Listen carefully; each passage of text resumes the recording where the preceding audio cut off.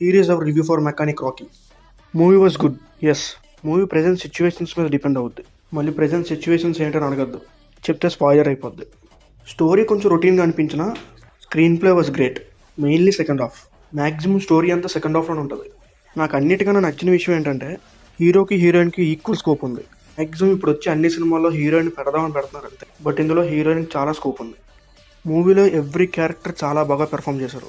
But movie over the top excellent అని చెప్తే కాదు, కొన్ని ఫ్లాస్ కూడా ఉన్నాయి.